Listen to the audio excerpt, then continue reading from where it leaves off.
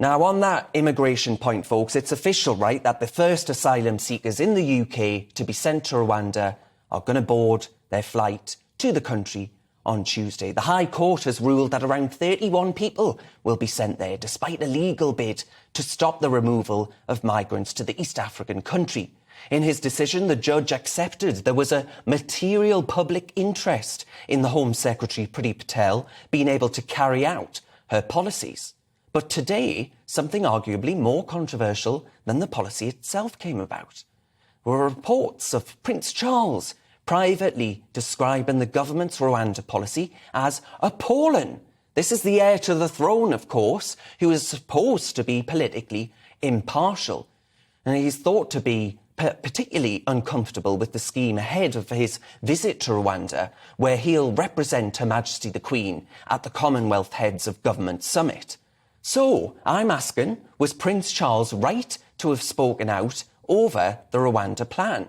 Joining me to discuss this is Stephen Wolfe, the director of the Centre for Migration and Economic Prosperity, and Jackie McKenzie, a migration and human rights lawyer. Stephen, can I start with you before we actually turn on to Prince Charles and the legitimacy of his arguments made admittedly in private and reported in today's Times, but a High Court ruling which is pretty set in stone, right? Although campaigners do have the right to appeal, it looks as though the first migrants are actually going to take off to Rwanda from the UK on Tuesday. I just wondered if I could get your thoughts on that first of all. No, they won't go on Tuesday at the moment because the High Court judge only gives the first win to the government, but it also granted an appeal to those claiming that those Rwandan deportees should be stopped. And that will go on Monday. And I'll be at the Court of Appeal watching for the decision. And that'll be much more important and much more significant because, of course, there were some really serious important points raised in front of the High Court. And Jonathan Swift, the judge, made it very clear that there was an important decision to be made that the government should be allowed to continue its policy. After all, it was voted to do so. But he also recognised that there were some legal claims to be addressed, and only the Court of Appeal could address those specific points. So I think, Darren, what we'll be watching on Monday is a much more important aspect of this bigger battle, because it's 30 or 34 that I think will be challenged and given that opportunity. If they do go, and it's won on Monday by the government, then there is a greater likelihood that they will go. But then there'll be other challenges along the lines to, I think, another 70 that are currently facing those same deportation letters.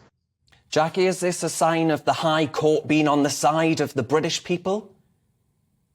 Well, I think what's not been understood here is this is purely an application for interim relief so that there could be greater scrutiny of the actual Rwanda migration plan. This is not the case that's dealing with the substantive matters. That case is being heard in 6 to 8 weeks' time, we're told. I mean, obviously, court schedules don't always stick to the time, but this is about whether it's irrational to rely on evidence put forward by the government on the basis that, some evidence that we've had from the government on things like Partygate and COVID and so hasn't really been accurate.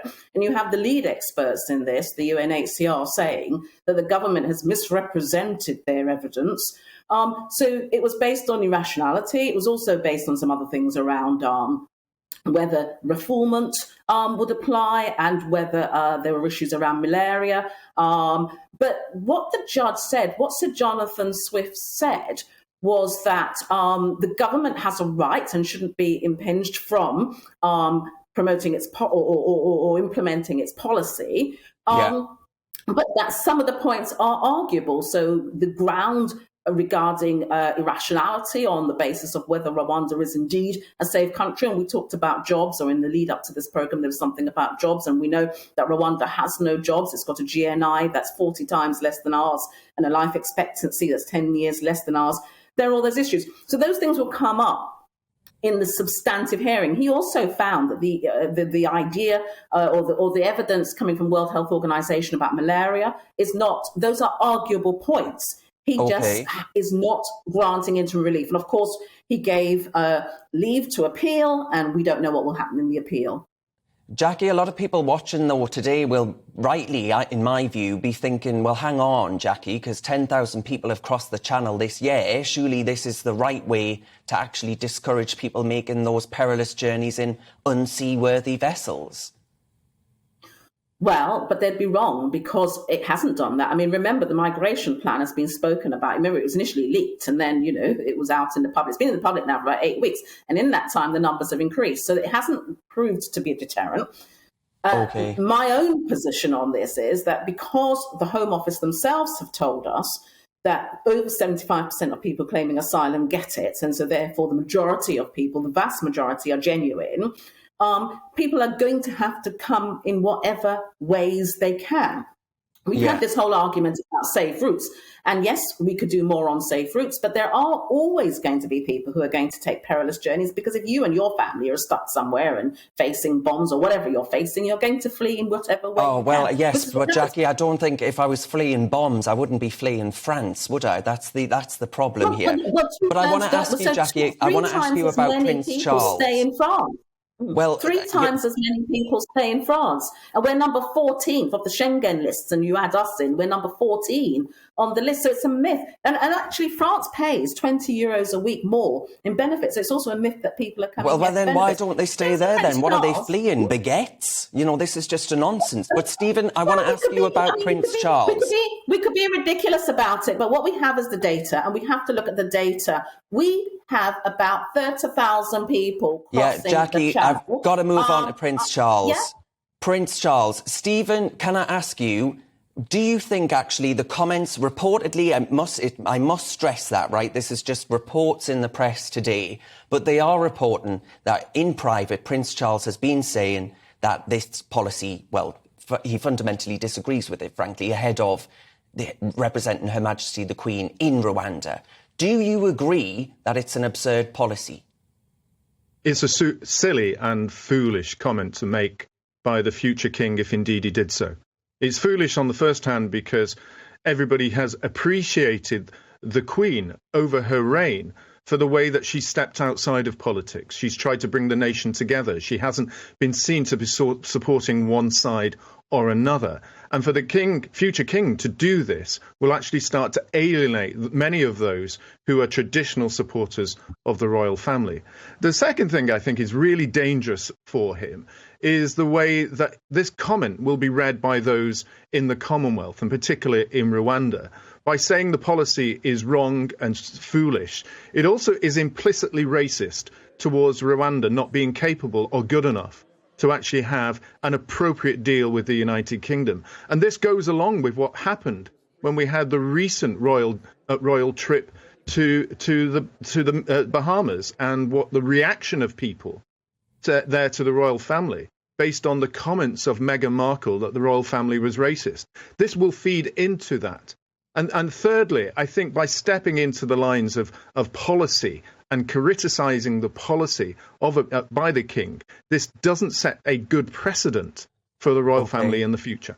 Yeah, Jackie, we're stressing that we haven't got much time there, but do you actually feel it's right, given that we've just had that discussion where we disagree with each other? It's fundamentally, isn't it, a political issue? It's a live political issue with people on either side of the argument. So is it wrong for the future king to have actually had a say on what is a contentious issue?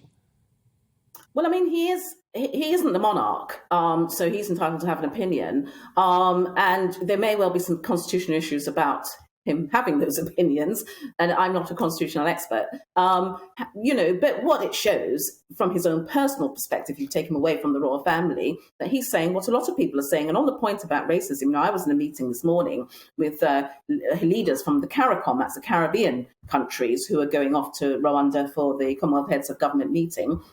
And this isn't about saying that Rwanda isn't a fit country or isn't the right country, because even if they were going off to, say, I don't know, Grenada or Dominica, that doesn't appear to have any problems at all in terms of human rights, etc. People are saying Britain gets about 30,000 people out of 100 million displaced people around the world. It's a very rich nation, and it should be seen to be doing its part. That's the concern that people have about this. Well, yeah, I mean, we're going to have to agree to disagree rather on that one, Jackie. But that was the director of the Centre for Migration and Economic Prosperity, Stephen Wolfe, and the migration and human rights lawyer, Jackie McKenzie.